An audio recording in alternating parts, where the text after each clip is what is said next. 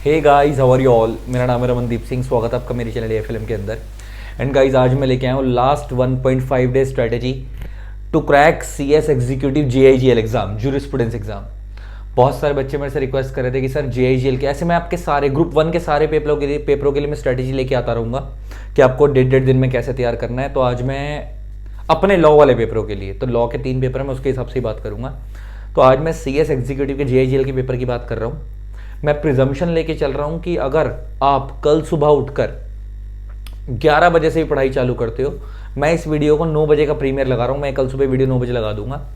मैं प्रिजम्पशन लेके चल रहा हूं, अगर आप कल सुबह 11 बजे से ही पढ़ाई चालू करते हो तो आपको किस किस चैप्टर को पहले करना है, मैं उसके हिसाब से बात करने जा रहा हूं।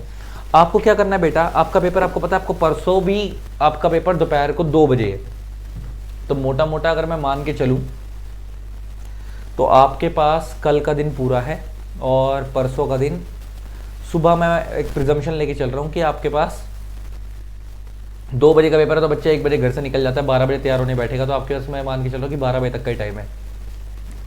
तो अगर मैं इसे में एक एवरेज लेके चलूँ कि अगर आप कल रात को 12 बजे तक जागते हो और फिर 12 बजे तक जागने के बाद मैं कहता हूँ 12 बजे सो जाओ और सुबह 5 बजे उठो, 4, साढ़े 4, 5 बजे उठो, 5 घंटे की नींद ले लो, तो 5 से लेकर सुबह 12 बजे तक का टाइम होगा अगले दिन का, और कल का पूरा दिन होगा। तो कैसे पढ़ना है, स्टार्ट करते हैं। देखो, सबसे पहले जो आपको पढ़ाई करनी है ना, वो छोटे छोटे चैप्टर्स उठाकर करनी है, छोटे छोटे चैप्टर्स उठाकर। जैसे एक सबसे पहले आप उठाना, अगर मैं चैप्टर वाइज बात करूं तो सबसे पहले आप एक चैप्टर उठाना जो आपको बहुत छोटा सा दिखेगा, वो दिखेगा आपको ये लिमिटेशन एक्ट। सबसे पहले आपको ये करना है। उसके बाद आपको जो चैप्टर करना है इंटरेस्टिंग लिमिटेशन एक्ट के बाद, वो आपको करना है इंटरप्रिटेशन ऑफ स्टैच्यूज। ये दिखने को थोड़ा सा बड़ा लगता है लेकिन ये छोटा ही है और जल्दी इजीली हो जाता है।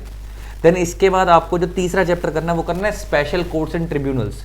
ये अगर आप देखोगे ना, एक कंपनी लॉ का पार्ट है तो बहुत जल्दी जल्दी निपटेगा आपसे। ये तीसरे नंबर पे आपको करना है। देन उसके बाद आपको जो चैप्टर करना है वो करना है रजिस्ट्रेशन एक्ट। फिर आपको करना है लॉ ऑफ टॉर्ट्स, ये 5वां हो गया। फिर उसके बाद आपको करना है एडमिनिस्ट्रेटिव लॉ। मैं सारे छोटे छोटे करने को क्यों बोल रहा हूँ, उसको लॉजिक समझो।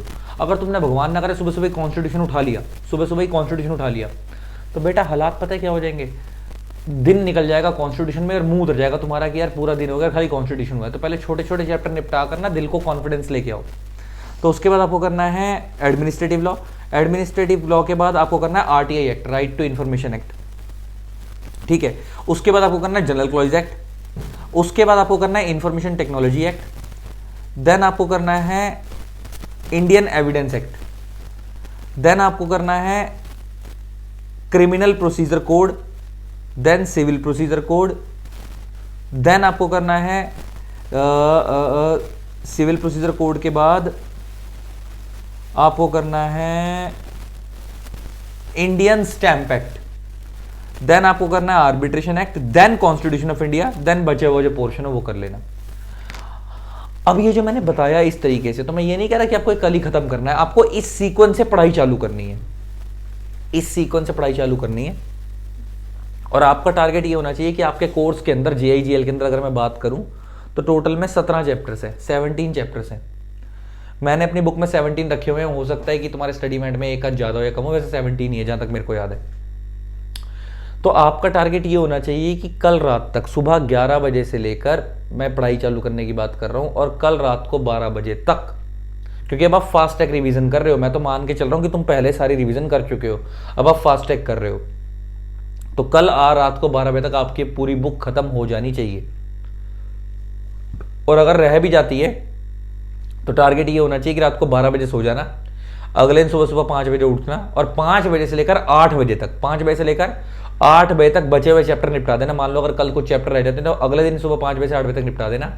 और 8 बजे के बाद अपना फटाफट आधा 1 घंटे का ब्रेक लेके अपना पेस्ट वेस्ट कर ली, रेडी होगा, थोड़ा चाय वाय पी ली, और उसके बाद फटाफट 12 बजे तक पूरी बुक की फास्ट ट्रैक रिवीजन, फटाफट फटाफट फटाफट सारे पन्ने पलटे।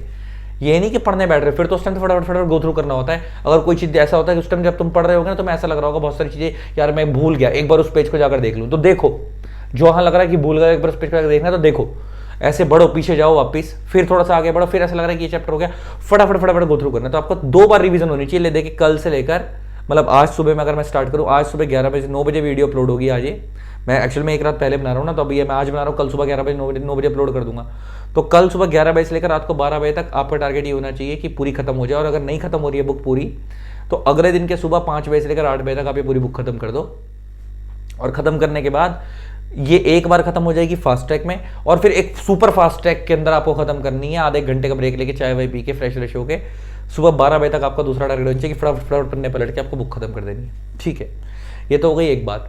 अब कुछ टिप्स बताने जा रहा हूँ ध्यान से कि पेपर पूरा अटेम्प्ट करना है, 100% का अटेम्प्ट करना है। पेपर आता हो या ना आता हो, छोड़ के कुछ नहीं आना है। 100 मार्क्स का पेपर पूरा अटेम्प्ट करना है। दूसरी चीज़ कि लेंथ का ध्यान रखना है। मैंने पहले ही बताया था कि लेंथ का ध्यान जरूर रखना कि अगर 5 नंबर का आंसर है तो एक फ्रंट पेज पूरा और अगले पेज के फ्रंट पेज तक पूरा आंसर भर दो। और अगर आपको लग रहा है कि आंसर पूरा नहीं आ पा रहा है 5 नंबर के आंसर के अंदर, 5 नंबर के पॉइंट में आपका आंसर बड़ा नहीं हो पा रहा है, तो उसको फॉर एग्जाम्पल करके बड़ा कर दो, लेकिन करो। और राइट साइड पे शीट का मार्जिन भी खींच दो ताकि शीट थोड़ी छोटी हो जाएगी, तो कंटेंट आपका ज़्यादा लगेगा। नेक्स्ट, मतलब वेटेज देनी जरूरी है आंसर को, कंटेंट को मार्क्स के हिसाब से। 5 नंबर का आंसर है फ्रंट पेज पूरा, 4 नंबर का तो 5 फ्रंट पेज पूरा ले लो या थोड़ा सा कम ले लो। 6 नंबर का या 8 नंबर का तो फ्रंट पेज पूरा, पीछे वाला भी हाफ पेज तक लेके जाओ।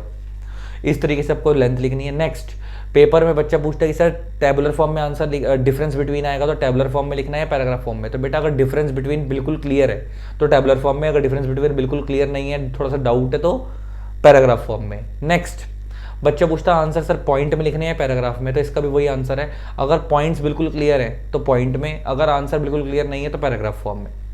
नेक्स्ट, बच्चा बोलता है कि सर मेरे को एक बात बताओ कि सर अगर सेक्शन नंबर भूल गया, तो बेटा अगर सेक्शन नंबर हल्का सा भी डाउट में है तो सेक्शन नंबर लिखने की जरूरत ही नहीं है। एज पर प्रिस्क्राइब सेक्शन या एज पर रेलेवेंट प्रोविजन करके आंसर स्टार्ट कर देना, आपको मार्क्स मिलेंगे। अगर गलत सेक्शन हुआ और अंदर का कंटेंट ठीक भी हुआ तो भी 0 ही मिलेगा। तो बेटर है कि सेक्शन नहीं आता तो गलत मत लिखो, छोड़ दो, मतलब सेक्शन नंबर लिखो ही मत, एज पर relevant provision of so and so act करके आंसर को स्टार्ट कर दो। ये एक बात हो गई। नेक्स्ट, मैंने बता दिया कि 100% पेपर अटेम्प्ट करना है। नेक्स्ट, ये बिन तौर को बता दिया कि प्रॉपर स्लीप लेके जाना आज के दिन। और हाँ, पेपर के अंदर अपना एडमिट कार्ड वगैरह, क्योंकि पहला पेपर है, कुछ भूल मत जाना, पहले से रखना। बैग में 2 पेन रखना, कुछ भी ऐसा ना हो कि पैनिक क्रिएट हो जाए। और गुरुद्वारा, मंदिर, मस्जिद जिसको भी मानते हो, मत्था जरूर टेक के जाना, मम्मी पापा के पैर जरूर छू के जाना। ये चीज़ें पास नहीं कराएंगी, पास तुम्हारे को तुम्हारी मेहनत ही कराएगी। ये चीज़ें पॉजिटिविटी लेके आती हैं, और इन चीज़ों की वजह से ना कहीं दिमाग पे एक अच्छा असर पड़ता है। और एक चीज़ और, पेपर जैसा मर्जी जाए, आने के बाद, पेपर से निकलने के बाद किसी से डिस्कस मत करना। अगर कोई आंसर उसका गलत हुआ है, तुम्हारा गलत हुआ, मुंह उतर जाएगा, अगले पेपर की तैयारी नहीं हो पाएगी। जो कराए, बस किसी से बात मत छेड़ना। हाँ भाई मैंने कर लिया, तो छोड़, तो चुप रहे। जो कर लिया वो कर लिया, किसी से बात मत शेयर करना। जो करके आए हो बस चुपचाप आओ, पेपर करके आओ, घर आओ, 1-2 घंटा सो जाओ, सोने के बाद फ्रेश माइंड से दोबारा तैयारी करो और अगले पेपर की तैयारी करो। ठीक है, चलो अच्छे से तैयारी करो, ऑल द बेस्ट। और आई होप आपको वीडियो अच्छी लगी होगी। इस तरीके से वीडियोस को प्यार देते रहे, keep loving, keep supporting, thanks a lot, bye. और चैनल पे बने रहो, तुम्हारे ग्रुप 1 के जो बाकी के 2 लॉ के पेपर है उसके लिए भी मैं ऐसे वीडियो लेके आऊँगा। ठीक है, चलो टाटा, लव यू ऑल।